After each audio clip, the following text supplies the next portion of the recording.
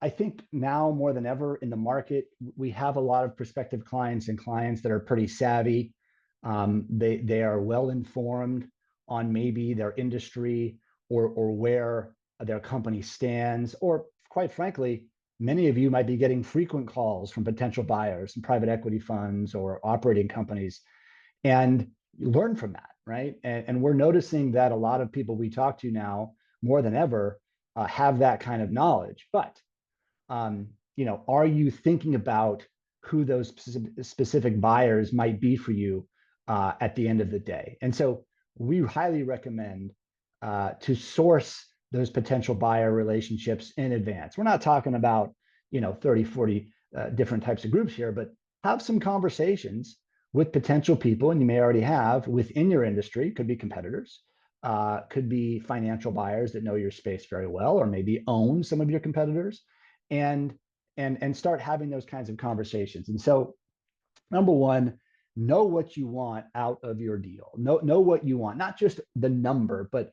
what is an exit strategy and what is a liquidity event or an exit transaction mean for you, for the business and you personally, in terms of legacy, in terms of succession, of course, in terms of the numbers and the financial goals, but also what does that mean for in terms of a partner profile? What's most important to you and someone buying your business of those points I just mentioned?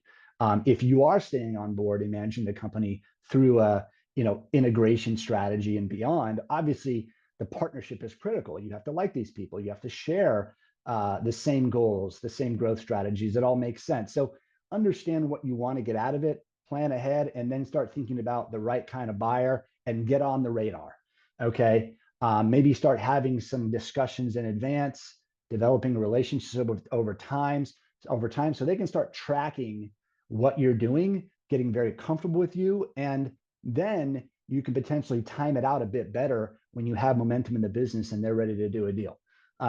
Understand the difference between the different profile of buyer sets in the market. I mentioned financial and strategic; those are different, right?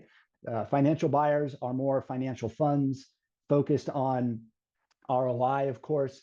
Strategic buyers might be looking more for synergies in how your business adds to their business over time, and understand the pros and cons of working with each. And then here, finally, of course, knowing your industry. It's a huge deal. Getting informed. Where does your company stand? How does it stack up in this space? Companies that are in your space usually think alike, so having conversations with people peer to peer could be very advantageous for you. And generally speaking, how is your company valued in the market? So take advantage of some of these conversations, learn about what these potential buyers might be looking for, how they value companies like yourself, and have those targets in mind, because it's a lot easier to plan for that exit event when you have a sense of what's realistic in the market, what's trending in the market, how that applies to your business.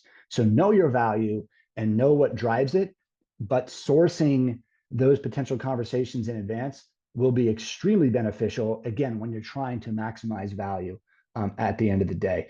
And we spend a lot of time with our clients on this specific point around educating the market, timing, what buyers are expecting. So you go into this knowing what to expect as well.